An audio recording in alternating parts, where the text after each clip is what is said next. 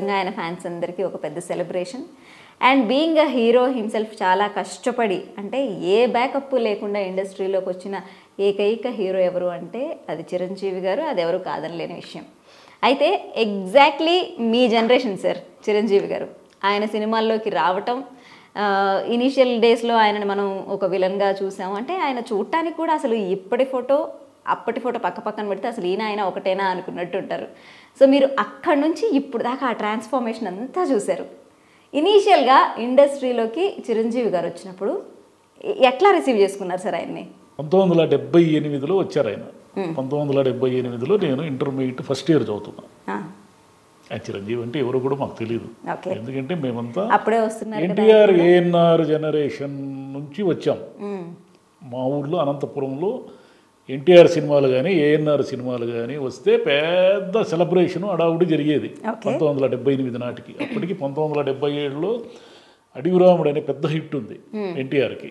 తర్వాత యమగోళ, తర్వాత ఏఎన్ఆర్ గారికి కూడా అంతటి హిట్స్ లేవు కానీ అది నడుస్తూ ఉంది. ఈ కొన్ని సినిమాలు వస్తున్నాయి. ఇలా జరుగుతున్నప్పుడు కృష్ణ, శోభన్ బాబు వాళ్ళ నెక్స్ట్ హీరోస్. కృష్ణకి విపరీతమైన ఫాలోయింగ్ ఉండేది. విపరీతం అంటే పొద్దున్నే 8 గంటలకి ఆ రోజుల్లో మార్నింగ్ 8కి స్టార్ట్ అవుతుంది అనమాట. 5 ఆటలు వేసేవాళ్ళు కృష్ణ సినిమా వస్తే. ఏఎన్ఆర్, ఎన్టీఆర్ వీళ్ళవన్నీ కూడా 2 థియేటర్లు ఇచ్చేవాళ్ళు. కృష్ణది కూడా ఇచ్చేవాళ్ళు.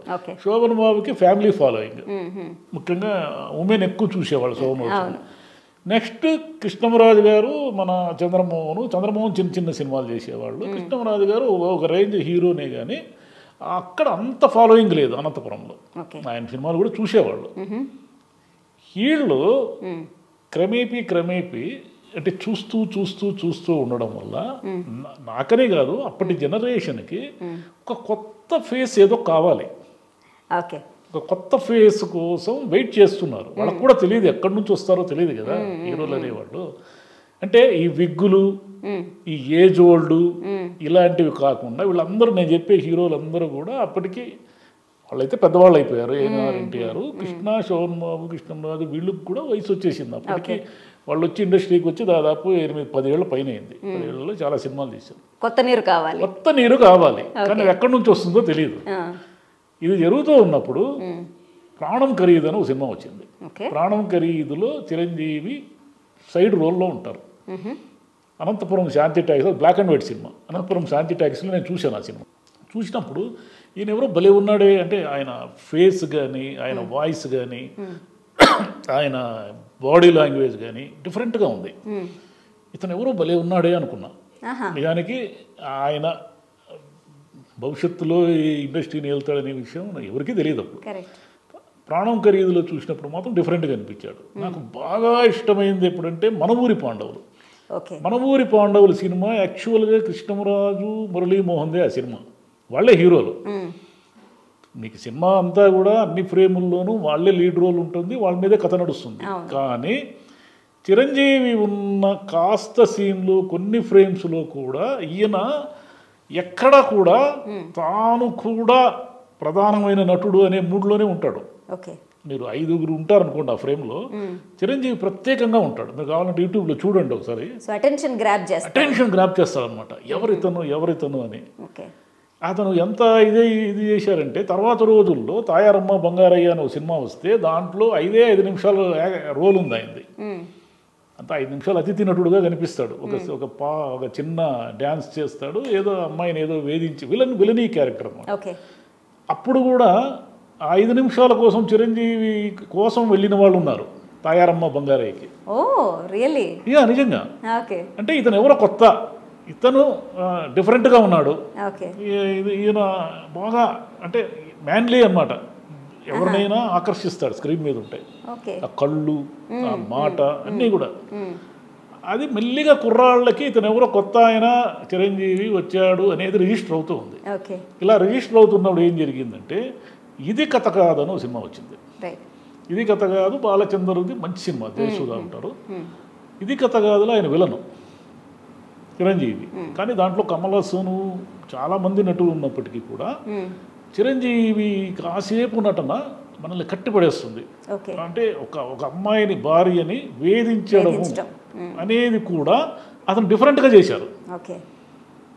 అంటే క్రూయాలిటీ ఉంటుంది, దాంట్లోనే కొంచెం ఆమెను వెటకారం ఉంటుందన్నమాట. ఆమె ఏదో వేధించడం అంటే పట్టుకొని తన్నడం కాదు, ఒక వెటకారంతో కూడిన క్రూయాలిటీ ఉంటుంది ఆ పాత్రలో. అద్భుతంగా పండించారు ఆయన. నిజానికి ఆ తర్వాత హీరో కాకుండా ఉంటే ఆయన పెద్ద విలన్ అయ్యి మళ్ళీ హీరో అయి ఉండేవాళ్ళేమో. అంతేగా, అంతే. ఆయన తర్వాత ఏం చేశారంటే చాలా చిన్న సినిమాలు చేశారు, సైడ్ హీరోగా, చిన్న సినిమాల్లో హీరోగా. వచ్చిన ప్రతి అవకాశాన్ని అద్భుతంగా వాడుకున్నారు. ఎంత కేవలం 3-4 ఏళ్లలోనే 3-4 ఏళ్లలో ఆయన హీరోగా సినిమాలు చేశారు, విలన్గా చేశారు, రెండవ హీరోగా చేశారు. దేన్ని వదల సంవత్సరానికి 5-6 సినిమాలు అట్లా చేసుకుంటూ రావడం. కానీ ఏ స్టార్ ఎవరికైనా సార్ సినిమాలో ఒకసారి నేను ఫస్ట్ ఒక కామెడీ క్యారెక్టర్ కింద చేశానంటే ఇంకా అవే వస్తాయి, లేదంటే ఒక విలన్గా వచ్చానంటే ఇక అవే వస్తాయి, సైడ్ ఆర్టిస్ట్గా ఉన్నట్టు అవే వస్తాయి అనే ఒక ఇంప్రెషన్ ఉంటుంది కదా సార్. ఆయన ఎలాగా మినహాయింపు అయ్యారు చిరంజీవి గారు? ఉంటుంది, ఈయన అన్నిటికీ మినహాయింపు. అంటే కొంతమంది అలా లావా, అగ్నిపర్వతం లాగా, ఉప్పెన్ లాగా, తుఫాన్ లాగా వస్తారు ఇండస్ట్రీలో. ఎప్పుడైనా చాలా గ్యాప్ తర్వాత జరుగుతూ ఉంటాయి.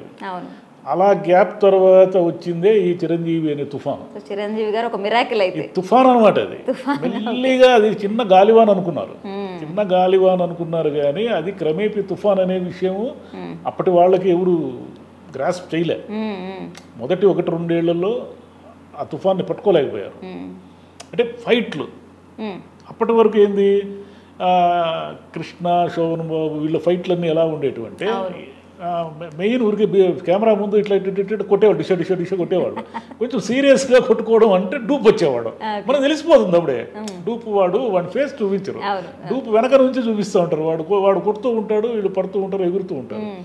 అంటే కృష్ణ చాలా సినిమాలు ఒరిజినల్గా చేశారు కానీ కృష్ణ కూడా డూపు కొంచెం క్లిష్టమైన సన్నివేశాల్లో, క్రిటికల్ సన్నివేశాల్లో డూపు. కానీ చిరంజీవి క్వశ్చనే లేదు, డూప్ క్వశ్చనే లేదు. అవునా? క్వశ్చనే లేదు. బాగా టఫెస్ట్ సిచ్యువేషన్లో, సన్నివేశాల్లో ఎక్కడైనా డూప్ వాడుంటారేమో మనకు తెలియదు కానీ ప్రతి సన్నివేశంలోనూ, ప్రతి ఫైట్లోనూ ఆయన డూప్ తీసుకోరు నేరుగా. అంటే కొంచెం క్విక్ మూమెంట్స్ అంటారే స్టంట్స్లో, క్విక్ మూమెంట్స్ అనమాట. ఇది కొంచెం బాగా అట్రాక్ట్ చేసింది. అప్పుడు ఎందుకు అంతగా చిరంజీవి అట్రాక్ట్ చేయడానికి కూడా కారణం ఏంటంటే అప్పటి వరకు ఉన్న సినిమా స్టంట్లను బ్రూస్లీ మార్చేశాడు. బ్రూస్లీ అనేవాడు అక్కడెక్కడో సినిమా తీసినప్పటికీ మన ఇండియా అంతా కూడా అన్ని ఊర్లలోకి ఎంటర్ ది డ్రాగన్ వచ్చింది. ఎంటర్ ది డ్రాగన్ చూసిన తర్వాత ఫైట్లు అంటే ఇవిరా అని అర్థమైంది జనానికి. అంతకుముందు ఫైట్లు అంటే ఏంటంటే ఊరికే ఇట్లా హీరో ఇట్లా చెయ్యి విదిలిస్తే నలుగురు గాల్లేకి లేదు. ఇప్పుడైతే గ్రాఫిక్స్ నలుగురు దొరుకుతూ ఉంటారు, వాడు చెయ్యి ఇట్లా విదిలిస్తే ఎందుకు దొరుకుతారో తెలియదు మనకి, అంతంతలా పైల్వాన్ లాగా ఉంటారు. కానీ చిరంజీవి కొడితే నిజంగానే వాడు దొరుకుతాడేమో అని మనకు అనిపించేలా ఉండేది ఆ ఫైట్. అదేవిధంగా డ్యాన్సులకి కొత్త వరబడి అప్పటి వరకు ఉన్న మూస స్టెప్స్ ఉండేవి. మూసగా ఏదో డ్యాన్స్ మాస్టర్ చెప్తే ఇలా ఇలా ఇలా అని వీళ్ళు సర్కస్లో కదలికల్లాగా ఉండేటివి. కానీ అప్పుడు వేరే మనకు ఆప్షన్ లేదు కాబట్టి మనం అవే చూసాము. అంటే ఏదైనా మీరు కొత్తది చూస్తేనే కదా మీకు పాతది బోర్ అనే విషయం అర్థమవుతుంది. అలా డ్యాన్సుల్లో ఈయన ఏంటంటే స్పీడ్ మూమెంట్స్ ఉంటాయి, అవన్నీ కూడా కుర్రాళ్ళని పట్టుకునేసాయి. ఈయన క్రాఫ్ అప్పుడు వీళ్ళంతా విగ్గులోళ్ళు కదా పాత నటులంతా కూడా. అంటే మనం వాళ్ళు తప్పేదో లేదు, అది వయసు అయిపోయింది, వాళ్ళు విగ్గులు పెట్టుకున్నారు. అంటే వాళ్ళు గొప్పనట్లే, నేను వాళ్ళు కాదనడం లేదు. కానీ ఈ విగ్గుల వాళ్ళు మాయమయ్యి ఒరిజినల్ క్రాఫ్ మనుషులు, హీరోలు మొదలయ్యారు. ఈ ఒరిజినల్ క్రాఫ్ట్ మన కృష్ణరాజు గారు కూడా చాలా కాలం ఒరిజినల్లే, ఆయన మినహాయిస్తే మిగతా వాళ్ళంతా దాదాపు విగ్గులోళ్ళే. ఈయన క్రాఫ్, ఈయన జుట్టు, ఈయన నడిచే విధానము, ఈయన డైలాగ్ చెప్పేది, ఇవన్నీ కూడా ఆయన విలన్గా ఉన్నా చూశారు, సైడ్ హీరోగా ఉన్నా చూశారు. చాలా సినిమాల్లో సైడ్ హీరోగా ఉంటారు ఆయన ఏంటంటే ఎక్కడా కూడా నేను ఈగోకి పోలేదు. కృష్ణతో చేశాడు సైడ్ హీరోగా, విలనీగా చేశాడు. మోసగాడు అనే సినిమాలో శోభన్ బాబు హీరో అయితే చిరంజీవి విలను. అట్లనే ఎన్టీఆర్తో చేశాడు. ఎవరితోనైనా సరే చిన్నవాళ్ళతో పెద్దవాళ్ళతో, చంద్రబాబుకు ఆయన కాంబినేషన్లో సినిమాలు ఉన్నాయి, చాలా సినిమాలు ఉన్నాయి. అట్లా చిన్న పెద్ద ఏమీ లేకుండా వరుసగా చేస్తూ వచ్చారు ఆయన. చేస్తూ రావడంతో మెల్లిగా ఏమైందంటే ఆయనకు హీరో ముద్ర ఏర్పడింది. హీరో ముద్ర ఏర్పడి ఇంకా పెద్ద హీరో కాలేదు. అభిలాష ఇవి వచ్చే నాటికి కొంత గేమ్ చేంజ్ అయింది. ఎప్పుడైతే ఖైదీ వచ్చిందో ఖైదీతో మొత్తం గేమ్ చేంజ్ అయిపోయింది. ఓకే, ఖైదీ నాటికి చిరంజీవి పరిస్థితి ఏంటంటే ఇంకా టికెట్ల కోసం కుట్టుకునే కాలం రాలేదు. ఓకే, చిరంజీవి సినిమాకి వెళితే టికెట్లు దొరుకుతాయి. ఓకే, మీరు ఫస్ట్ రోజు వెళ్ళినా కూడా కొంచెం ముందుగా వెళ్ళారనుకోండి దొరుకుతాయి. మరీ బుకింగ్ షో టైంకి వెళితే దొరక్కపోవచ్చేమో, కానీ ఒక అరగంట ముందు వెళితే దొరుకుతాయి. నేను ఖైదీ సినిమా మామూలుగా చాలా సినిమాలు ఉదయాన్నే చూసే అలవాటు ఉన్న ఖైదీ సినిమాకి ఎందుకో పోలేదు. చూద్దాంలే ఏముంది తిరిగ్గా చిరంజీవి సినిమా దొరుకుతాయి కదా టికెట్లని 3 11-12 గంటలకి ఒకడు పరిగెత్తుకుంటూ వచ్చాడు. పరిగెత్తుకుంటూ వచ్చి వాడు ఏదో ఆయాసంగా ఉన్నాడు. ఏమంటే బా చిరంజీవి బాసు భయ్యా, చిరంజీవి బ్లాక్ బస్టర్ పుట్టాడు భయ్యా, ఆ ఖైదీ అనేది ఊపిరి ఆడదు తెలుసా మనకి సినిమాలో కూర్చున్నప్పటి నుంచి. ఏమి ఫైట్స్, ఏమి థ్రిల్స్, చిరంజీవి ఏమి నాట పొగుడుతూనే ఉన్నాడు. ఒక 10 నిమిషాల పాటు పొగిడాడు. పొగుడుతూ ఉంటే అయ్యలో అంటే ఇంత మౌత్ పబ్లిసిటీ, యూట్యూబ్లు, సోషల్ మీడియా ఏమీ లేని కాలం. అంటే కేవలము ఒక సినిమా హిట్ అయిందంటే ఆ సినిమా చూసొచ్చిన వాళ్ళు బయటికి వచ్చి చెబితే తప్ప మనకు తెలిసే అవకాశం లేదు. నిజమే ఏదో హిట్గానే ఉంది, ఏదో పెద్ద సినిమాగానే ఉందని సరే సాయంత్రం అనంతపురంలో నీలం టాకీస్ అనే దాంట్లో వేశారు. నేను కూల్గా వెళ్ళాను.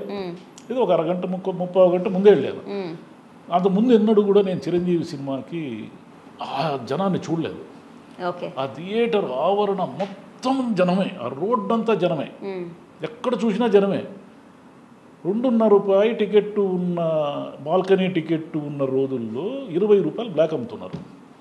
ఫస్ట్ టైం చిరంజీవి సినిమా 20 రూపాయల బ్లాక్ అమ్మడం అనేది మొదటిసారి చూశాను నేను. 20 రూపాయలు అంటే ఈరోజు చాలా చిన్న అమౌంట్ కావచ్చు.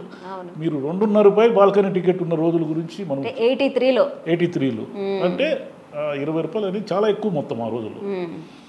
20 రూపాయలు బ్లాక్ అమ్ముతున్నారు. అసలు అది కూడా దొరికేటట్లేదు. అది కూడా వాడు చాలా బిజీగా ఉన్నాడు బ్లాక్ అమ్మేవాడు.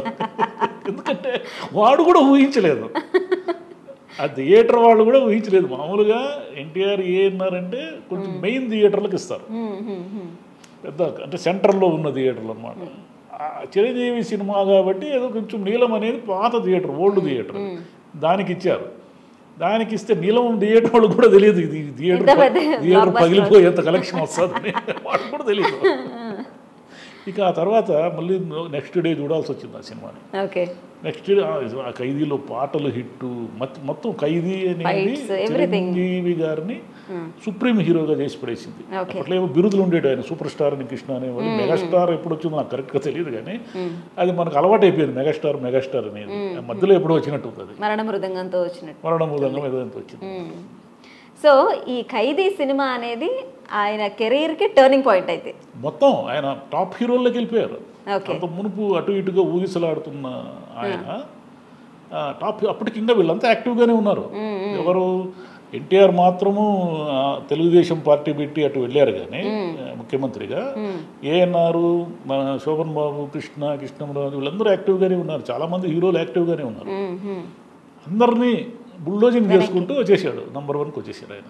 ఓకే, సో చిరంజీవి గారు ఇక అంటే ఖైదీ సినిమా తర్వాత ఇక వెనక్కి చూసుకున్నదే లేదు, ఇంకా ఎప్పుడు వెనక్కి చూసుకోలేదు. ఇప్పుడు దాకా కూడా 90లో జగదేక వీరుడు అతిలోక సుందరి తర్వాత ఆయన ఇంక రేంజ్ అది టాప్ మోస్ట్ రేంజ్ అయిపోయింది. అప్పుడు టాప్ రేంజే. జగదేక వీరుడు అతిలోక సుందరికి ఆయన శ్రీదేవి గారి కాంబినేషన్లో అది మామూలు హిట్ కాదు. దానికి ఆ థియేటరు దగ్గర ఉంటారే చిన్న పల్లీలు అమ్ముకునే వాళ్ళు కూడా ఒక చిన్న స్థలం కొనుక్కుని ఇల్లు కట్టుకొని ఉంటారు ఆ జనానికి. ఎందుకంటే అంత జనము రోజు. ఇంకా ఈ థియేటర్లు మూసేసి పాప్కార్న్లు ఇవన్నీ అమ్మే కాలం అప్పటికీ ఉండింది, కానీ ఇంత లేదు. ఇంకా థియేటర్ బయట కూడా చాలామంది బతుక్కునేవాళ్ళు ఏదో ఒకటి అమ్ముకుని. సో చిరంజీవి గారి సినిమా అంటే ప్రత్యక్షంగా అంటే ప్రొడక్షన్లో పాల్గొన్న వాళ్లే కాకుండా ఇలా పరోక్షంగా బ్రతికిన వాళ్ళు ఎంతో మంది. రిక్షాల వాళ్ళు అప్పటికి 83 ఖైదీకి ఆటోలు లేవు, రిక్షాలే.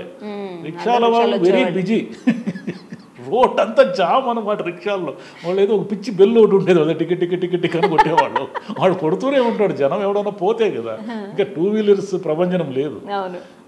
ఆ థియేటర్ ఆవరణ మొత్తము వందలాది సైకిళ్లతో నిండిపోయి ఉండేది. ఆ సైకిళ్ళు వాడికి 15 పైసలు 20 పైసలు ఇచ్చేవాడు. స్టాండ్లో పెట్టడానికి. ఖుషి ఖుషి వాడు చాలా బిజీ అనమాట చిరంజీవి సినిమా వస్తే. చిరంజీవి సినిమా ఎప్పుడెప్పుడు వస్తుందా థియేటర్స్లో కానీ ఏమంటారు డిస్ట్రిబ్యూటర్స్ వీళ్ళందరూ కూడా ఎదురు చూస్తారేమో. చిన్న వాళ్ళ దగ్గర నుంచి పెద్ద ప్రేక్షకులే కాదు, డిస్ట్రిబ్యూటర్లు మిగతా వాళ్ళు, వాళ్ళకి ఏవో డబ్బులు లావాదేవీలు లెక్కలు ఉంటాయి కదా, వాళ్ళ సంగతి పక్కన పెడితే థియేటర్లో చిన్న క్యాంటీన్ పెట్టుకున్న వాళ్ళు, టీ అమ్ముకునే వాళ్ళు, చెక్కిలాలు అమ్ముకునే వాళ్ళు, వీళ్ళందరూ కూడా చిరంజీవి సినిమాలతో పిల్లల పెళ్ళిళ్ళు చేసిన వాళ్ళు, పిల్లల్ని సెటిల్ చేసిన వాళ్ళు, ఆ రోజుల్లో ఖైదీ కాలం నాటి బ్లాక్ టికెట్లు అమ్మేవాళ్ళు కూడా. అంటే అది తప్ప ఒప్ప అనే దాని గురించి నేను మాట్లాడను. బ్లాక్ టికెట్లు అమ్ముకొని కూడా చిరంజీవి పేరుతో బాగుపడిన వాళ్ళు ఎంతోమంది ఉన్నారు. ఎందుకంటే అది ఆయన అంతమందికి ఉపాధి కల్పించాడు, అంతమందిని ఎంటర్టైన్ చేశాడు. అంటే ఒక వినోద రంగంలో ఆ రేంజ్లో ఎంటర్టైన్ చేసి ఆ కాలంలో అంత చేసిన వాళ్ళు, అంటే ఒక తుఫాన్, అది 5 ఏళ్లకే ఒక తుఫాన్ వచ్చేసింది అనమాట. సార్ అయితే ఇప్పుడు హీరోలు చాలా వరకు కథల ఎంపికలో, అంటే కథల ఎంపికలో ఆబ్వియస్లీ హీరోసే సెలెక్ట్ చేసుకుంటారు, కానీ ఒకసారి షూటింగ్లోకి వచ్చిన తర్వాత ఎంత హోల్డ్లో ఉండేవారు, అంటే డైరెక్టర్ చేతిలో ఎంత ఉండేవారు చిరంజీవి గారు స్టార్డమ్ వచ్చిన తర్వాత? అది ఆయన ఎప్పుడు కూడా డైరెక్టర్ల హీరోనే. స్టార్డమ్ వచ్చిన తర్వాత కూడా ఆయన చాలా పెద్ద పెద్ద డైరెక్టర్లతో చేశారు కదా, చాలా పెద్ద పెద్ద డైరెక్టర్లతో చేసినప్పుడు అది డైరెక్టర్లు చెప్తే బాగుంటుంది ఏం చెప్పేసి ఉంటే. బట్ యాజ్ ఎ ఫిల్మ్ క్రిటిక్గా ఆయన ఎప్పుడు ఏ పేచీ లేదు ఆయనతో. ఏ పత్రికలో కూడా చిరంజీవి గారు పేచీ పెట్టారని కానీ, చిరంజీవి గారు షూటింగ్లకి ఆలస్యంగా వచ్చారని కానీ, చిరంజీవి ఇలా ఇబ్బంది పెట్టాడు అలా ఇబ్బంది పెట్టాడు అని కానీ ఏనాడు ఆయన గురించి అలాంటి న్యూస్ వచ్చి రాగానే నేనైతే చదవలేదు. డిస్టర్బ్డ్ కాదనమాట. ఆయన వచ్చిన ప్రతి అవకాశాన్ని వేగంగా అందిపుచ్చుకుంటూ తను నిర్మించుకుంటున్న కెరీర్లో ఎదుగుతూ వచ్చారు. నిజానికి ఆయనకేం పెద్ద బ్యాకింగ్ లేదు కదా. అల్లు రామలింగయ్య గారి కూతుర్ని తర్వాత చేసుకున్న తర్వాత కొంత బ్యాకింగ్ వచ్చింది, కానీ అంత మునుపు ఆయన 78లో వచ్చినప్పుడు మామూలుగానే వచ్చారు కదా. ఆయన సాధారణ కుటుంబం నుంచి మామూలుగా వచ్చి ఇంత పెద్ద ఇండస్ట్రీలో, అంటే ఆయన ఎవరిని కొట్టారు అంటే వాళ్ళు ఏం ఢీకొనలేదు. ఏఎన్ఆర్, ఎన్టీఆర్ అనే ఇద్దరు పెద్ద హీరోలు, వాళ్ళ తర్వాత వచ్చిన శోభన్, కృష్ణ అనే హీరోలు, కృష్ణంరాజు అనే హీరోలని వాళ్ళందరూ రంగంలో ఉన్నప్పుడు ఆయన వచ్చి తన స్టైల్, తన సిగ్నేచర్తో ఆయన నిలబడ్డం అంటే ఎలా నిలబడ్డారు? ఈరోజు ఐకాన్ ఆఫ్ ది ఫిల్మ్ ఇండస్ట్రీగా ఉన్నారు ఆయన. చిరంజీవి గారు అంటే ఇప్పుడున్న చాలామంది కుర్రాళ్ళకి కానీ ఈ జనరేషన్స్కి ఆయన ఒక ల్యాండ్ మార్క్ కదా, సినిమాల్లో ఆయన ఒక ల్యాండ్ మార్క్. సార్ ఇప్పుడు ఆయన వచ్చిన సినిమాల్లోకి చిరంజీవి గారు వచ్చిన విధానం కానివ్వండి, ఆయన ప్రూవ్ చేసుకున్న విధానంలో కానివ్వండి, ఆయనని ఈరోజు మెగాస్టార్ అయిన ఆ జర్నీ అంతటినీ చూస్తే ఏ హీరో అయినా సరే ఆయన పడ్డ కష్టంలో కానివ్వండి, ఆయన పెట్టిన కృషిలో కానివ్వండి, దరిదాపుల్లో అయినా ఉన్నారు ఎవరైనా?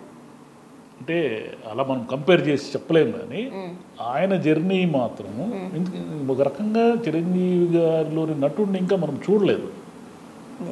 ఇన్ని సినిమాల తర్వాత కూడా నాకు ఇంకా ఎక్కడో అసంతృప్తి ఉంది. ఎందుకు అసంతృప్తి ఉందంటే ఆయన విలన్ ఫస్ట్ తొలి రోజుల్లో సైడ్ హీరోగా, విలన్గా, హీరోగా చేస్తూ వచ్చారు. క్రమేపీ ఏం జరిగిందంటే ఆయన్ని ఒక మూసలో ఇరికిచ్చారు.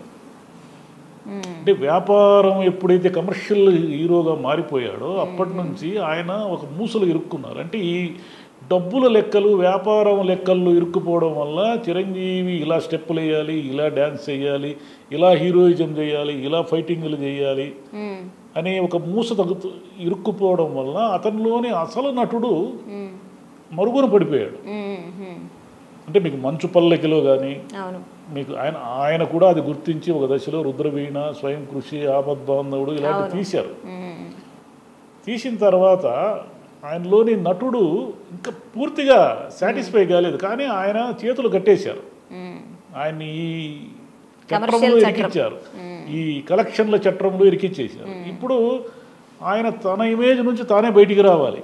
ఇప్పుడు అమితాబ్ బచ్చన్ ఎలాగైతే వచ్చి కొత్త నటుడిని మనం చూస్తూ వచ్చామో, ఇట్లా చిరంజీవి గారు కూడా ముందు ఇవన్నీ తోసేసేయాలి. ఏముంది, ఆయన హైట్స్ అన్ని చూసేశాడు. కొత్తగా చూసే హైట్ ఏముంది? ఆయన ఇంకా తనలో ఉన్న నటుడిని సంతృప్తి పరచుకోవడం కోసం చేయాల్సిన సినిమాలే తప్ప ఇక హీరోగా అనవసరం. ఆయన హీరోయిజము ఆయన మించిన హీరో ఎవరున్నారు ఇప్పుడు? ఇన్నేళ్ల కెరీర్లో. కాబట్టి హీరో కాదు ఆయన. ఆయన తన చట్రంలో నుంచి బయటకు వచ్చేసి, తన ఇమేజ్లో నుంచి బయటకు వచ్చేసి, లాభ నష్టాలతో ప్రమేయం లేకుండా అవి ఆడతాయా, డబ్బులు వస్తాయా అనేది ముందు వాటిని వ్యాపారంలో ఇరికించకూడదు. ఆయన రాబోయే సినిమాలని వ్యాపారంలో, వ్యాపార సూత్రాల్లో ఇరికించుకోకుండా తనను తాను ఆవిష్కరించుకోవడానికి ఆయనకి ఇంకా టైం ఉంది, ఇంకా స్టిఫ్నెస్ ఉంది, బాడీ ఆరోగ్యం ఉంది, అన్నీ ఉన్నాయి. అన్నీ ఉన్నప్పుడు తనను తాను ఆవిష్కరించుకోవడానికి ఒక కొత్త కోణాన్ని ఎంచుకోవాలి ఆయన. ఈ కొత్త కోణంలో ఇప్పటిదాకా చూసిన చిరంజీవి వేరు, ఇకపైన చూసే చిరంజీవి వేరు అన్నట్టుగా ఆయన అభిమానులు కానీ, ప్రేక్షకులు కానీ ఎవరైనా సరే సంతృప్తి చెంది ఆలోచించి ఆనందపడాలి. సో మనం ఈ బర్త్డే సందర్భంగా చిరంజీవి గారు ఇక రాబోయే రోజుల్లో ఆయనలో ఉన్న నటుడిని సంతృప్తి పరిచే విధంగా అడుగులు వేస్తే ప్రేక్షకులందరూ కూడా ఆదరిస్తారంటారు మీరు? చూసేసాం మనం. అవును, డెఫినెట్లీ నటుడు ఉన్నాడు. ఓకే, మనం ఎన్నో కోణాలు ఆయనలో ఉన్న నటుడిని చూసాము. చూడని కోణాలు కూడా ఇంకా ఉన్నాయి ఆయన దగ్గర. ఎందుకంటే అది ఒక పెద్ద ఇది కదా, ఓషన్. అది ఆ ఓషన్లో నుంచి ఇంకా రావాల్సినవి చాలా ఉన్నాయి. అది ఆయన చేతిలోనే ఉంది. కమర్షియల్ చట్రంలో ఇరుక్కొని బోలా శంకర్ లాంటి సినిమాలు తీయకుండా ఆయన కొత్త సినిమా, దాంట్లో లాభ నష్టాలు చూసుకోకూడదు. ముందు ఆ నిర్మాతలు వాళ్ళంతా ఉంటారే, వాళ్ళని లెక్కల్లో ఇరికించకూడదు. దీంట్లో లాభం వస్తే వస్తుంది, నష్టం వస్తే వస్తుంది, ఇది ఎలాంటి ఆయన ఓన్గానే చేయాలి. మీరు ఎవరు వద్దునైనా నేను కొత్తగా చేస్తాను, మీరు నష్టపోయే మిమ్మల్ని నష్టపరిచే దీంట్లోకి నేను తీసుకెళ్ళను. అంత భయం కూడా అక్కర్లేదేమో సార్, ఎందుకంటే మమ్ముట్టి గారు కానివ్వండి, మోహన్ లాల్ గారు కానివ్వండి, వీళ్ళందరూ ఒక బెంచ్ మార్క్ వాళ్ళు చేస్తున్నారు, సెట్ చేశారు ఎగ్జాంపుల్. అవును, ఈయన కూడా ఉంది ఆ శక్తి. ఈయన ఆ చట్రంలో నుంచి బయటికి రావాలి. నేను చిరంజీవిని కాదు, నేను ఒక నటుడిని, నేను ఒక డిఫరెంట్ షేడ్స్ ఉన్న నటన నాలో ఉంది, చూడండి కావాలంటే అని వస్తే అప్పుడు జనం కూడా యాక్సెప్ట్ చేస్తారు. జనం ఊరికి వీళ్ళ అభిమానులు ఈయన డ్యాన్సులు లేకపోతే చూడరు, ఫైట్లు లేకపోతే చూడరు, పాటలు లేకపోతే చూడరు, హీరోయిన్ లేకపోతే చూడరు అని ఏవో పిచ్చి పిచ్చి క్యాలిక్యులేషన్స్ ఉన్నాయి, సమీకరణలు. ఇవన్నీ కూడా జనం మార్చుకుంటారు ఈయన్ని కొత్తగా చూస్తే. మీరు చెప్తున్నట్టు ఆయన నిజంగా కొత్త కోణాన్ని ఆవిష్కరించడం అనేది చాలా మీ మాటల్లోనే చాలా ఎగ్జైటింగ్గా ఉంది. అది ప్రాక్టికల్గా చిరంజీవి గారు చేస్తే మాత్రం ఇంకా సూపర్ డూపర్. ఇంకా అది thank you very much sir.